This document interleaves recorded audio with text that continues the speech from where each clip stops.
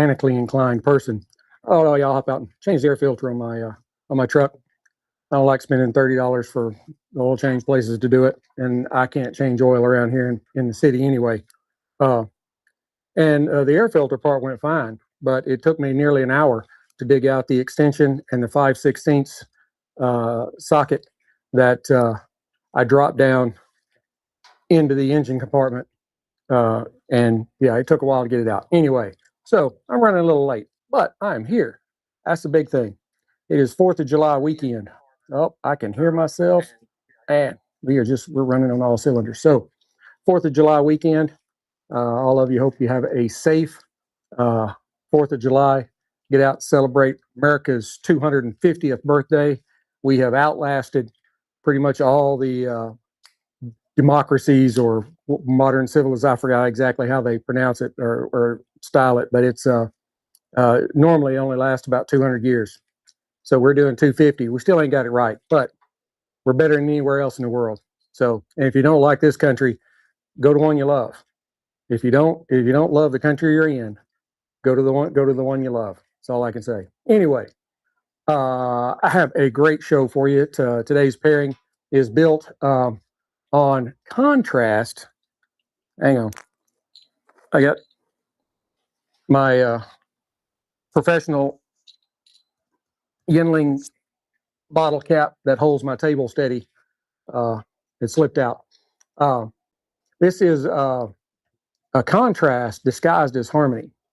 So, it's getting in the weeds here. On one side, you have Penelope Riviera. That bottle just landed in my lap. That was that and the Havana. I just heard about Riviera just a short time ago. And I'm like, yeah, I've been chasing the Havana, so I'm gonna get that first. Then I'll see if I can figure out how to find some Riviera. And then it just fell in my lap. So I jumped on it. So now I'm still waiting on the Havana. But the Riviera brings a kind of a lifted, fruit forward rosé cask brightness layered over a soft bourbon light whiskey kind of base. On the other side, you have the CAO Colombia.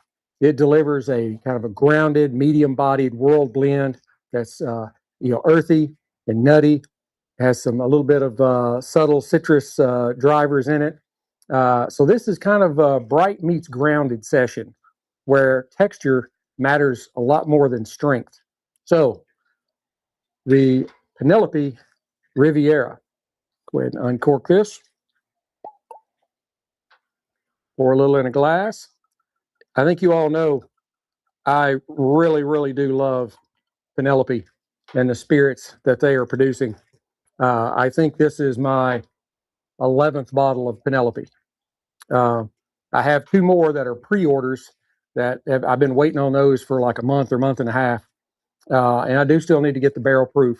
Then other than that, the Havana is the only one that has managed to elude me. So anyway, this is an American whiskey, bourbon plus light whiskey blend. It's 94 proof. It is distilled by MGP, Ross and Squibb. It is finished in Spanish rosé wine casks. It is a 4 a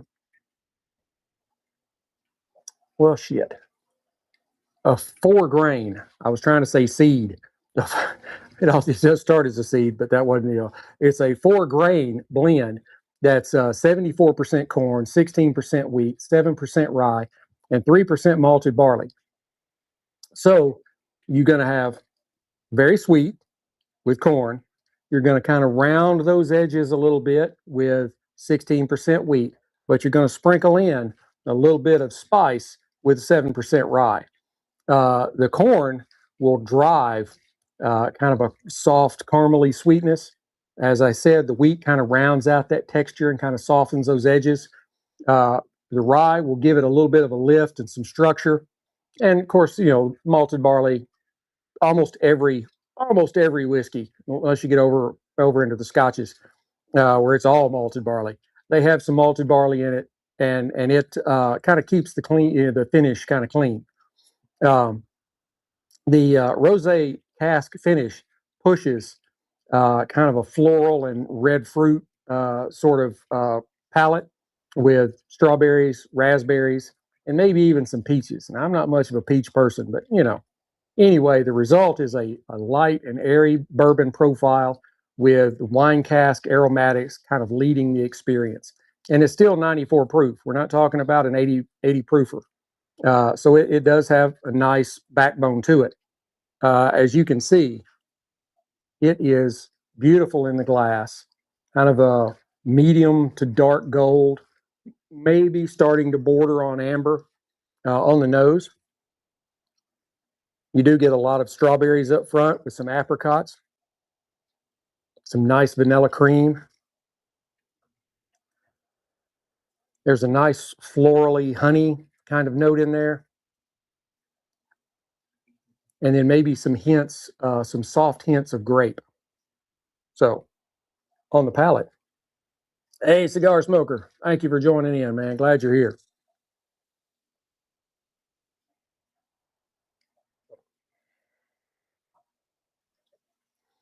As I said, I don't like peaches, but I'm taking one for the team, and this is a really good spirit. But you get kind of a peach nectar, but then once I get past that, it's all for me. Red berries, like some caramel drizzle in there,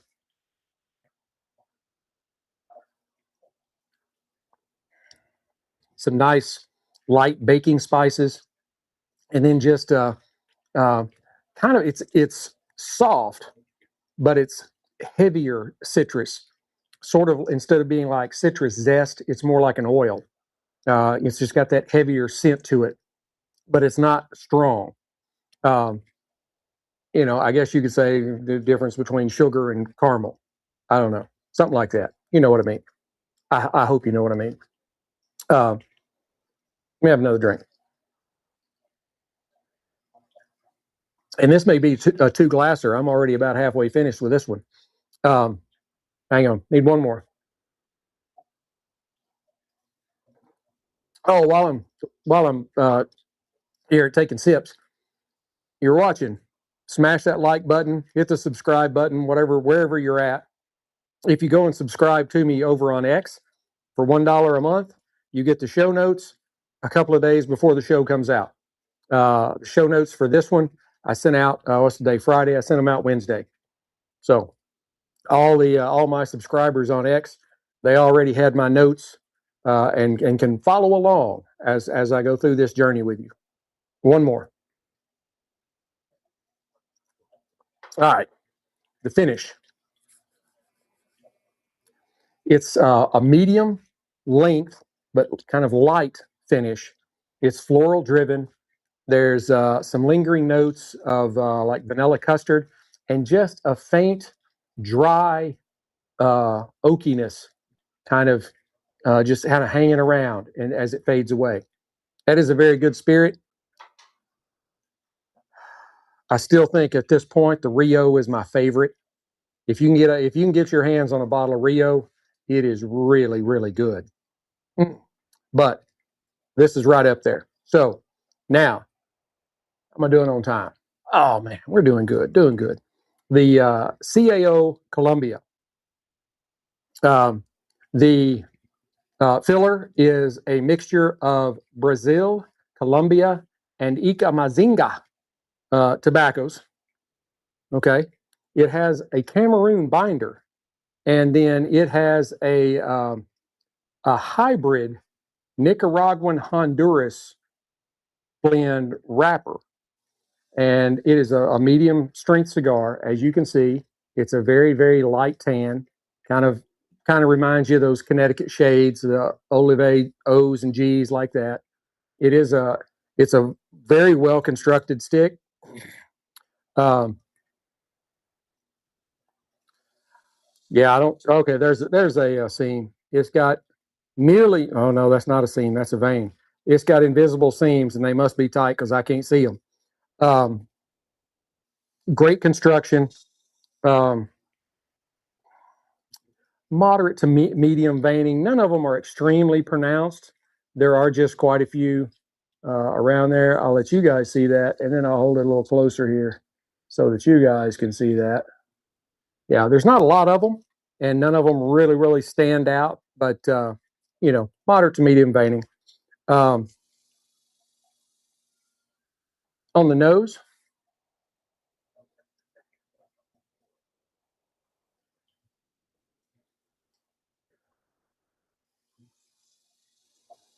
I get cedar and toast, like toasted bread, a little bit of light cocoa, and just a faint citrus peel in there. It's got a nice aroma to it. It's not overly complex and it's not pronounced, but it is very appealing.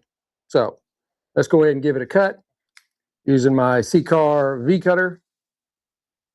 V cut is my favorite cut. Another beautiful one there. On the cold draw,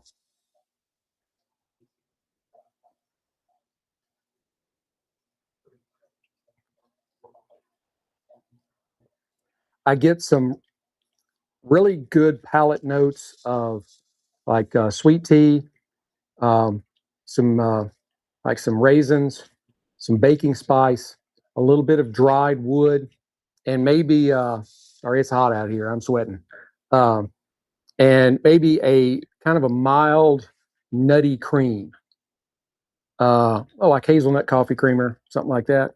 You know, it's sweet, it's nutty, kind of, you know, but not big. Oh, and I'm watching Australia and Egypt and the hell is this World Cup? So, all right, let's go ahead and light it up.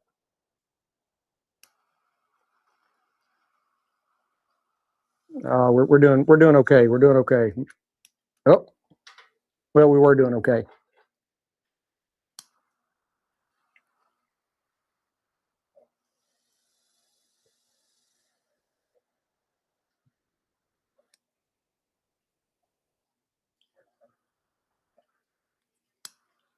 My four torch there ran out of gas,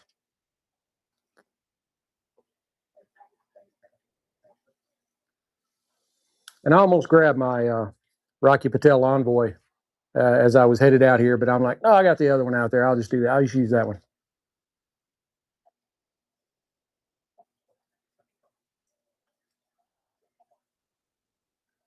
It's a very nice mild smoke.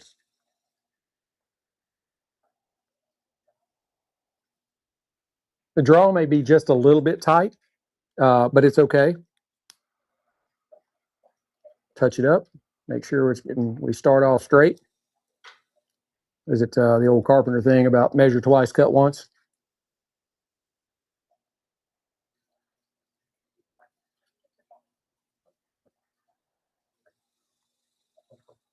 On the light, I get some great notes of cedar and a little bit of light pepper, some toasted grain, and maybe just a little subtle cedar zest. So not not too bad at all. It's a pretty good one. Hope I didn't just lose Instagram. If I did, sorry. That's weird. Oh yeah, I did. Lost Instagram. Huh. The phone just locked up. All right, we got to push ahead though. I'll have to catch them back up. They'll be like, "What the hell?"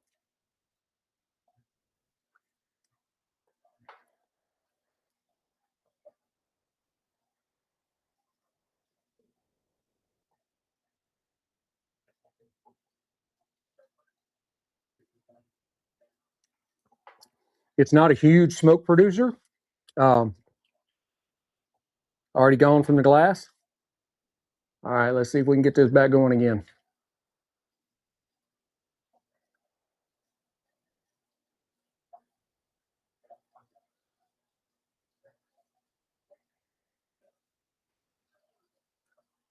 Yeah, you do have to.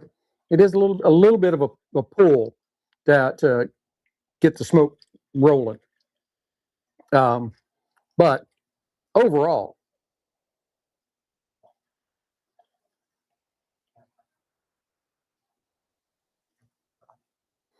The Riviera kind of immediately elevates the cigar's kind of citrus and more bread notes, while its rosé fruit lift and softens the earthiness and kind of pushes a kind of a fruit tea illusion sort of across your palate.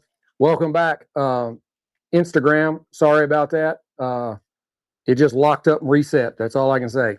It is actually a good thing that I have to live stream on two separate phones, because these people on Rumble that are watching on Rumble or X or YouTube, they were just like, well, nothing happened here. We're doing good. So anyway, I hate that, but I don't know what happened.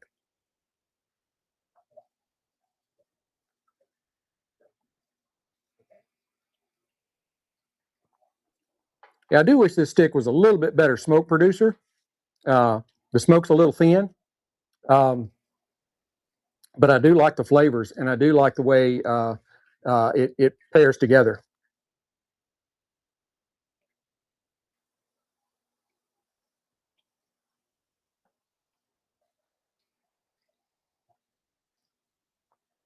That draw was a little better. Maybe it's one of those progressive things, you know. I got to have a drink of something else because it's hot out here. It's nearly 100, and I was sweating like a pig coming in from changing that air filter. And it was in the garage. It was hot.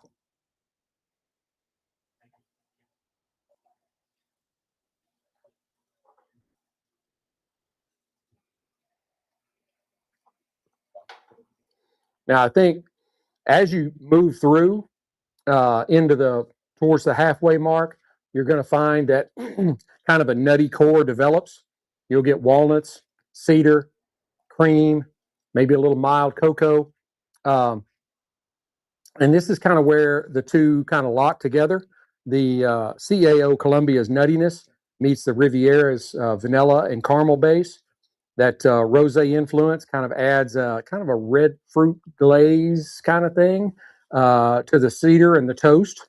And who doesn't like red fruit glaze on your toast, right? Uh, and the texture kind of becomes creamy rather than dry. And then as you move on through towards the end of the smoke, you'll get more earth and pepper and roasted nuts and just a lingering amount of cedar spice. All in all, the Riviera kind of prevents the cigar from turning heavy or bitter, and instead keeps it lifted up with the soft berry sweetness and some fade, and that gentle oak dryness that kind of mirrors the cigar's wood notes.